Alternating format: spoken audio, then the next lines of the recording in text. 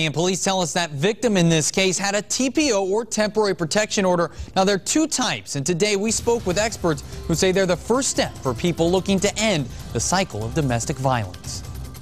The court reads the order to them, explains to them what they can and cannot do. So anybody who has an order of protection against them absolutely knows what the parameters of that order involve.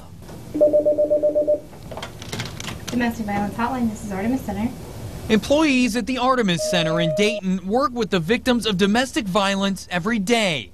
They've seen the damage it can cause and know the challenges of helping those caught in the middle. And there's some people who are abusive that don't have respect for the law. Some abusers will respect the protection order and just stay away, and some, you're right, just don't care and it's a piece of paper.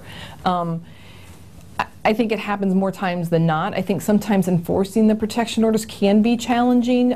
There are two kinds of TPOs. One is called a criminal TPO. It's put in place by a judge if charges are filed against an abuser. Once the charges are resolved, the TPO expires. The other is a civil TPO. It's issued by a magistrate, and you don't need to file charges against someone to obtain it.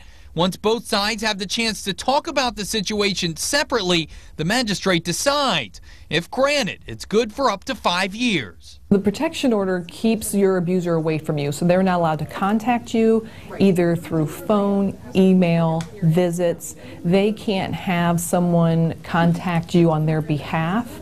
And if they were to violate the order, they could be charged criminally with violation of the protection order. Both parties must stay 500 feet away. Violators can be charged with a misdemeanor. Officials admit TPOs aren't perfect, but say they could save your life. It's also important to know it's a piece of paper that helps the police do their job better. So again, if you have an order and you call the police, you can let them know you have a protection order. And again, there's another additional criminal charge possibly that can happen. Now, there is help available to anyone trying to escape violent situations. Call 222-SAFE anytime. Someone will always answer and help you create a safety plan that works for you and your family.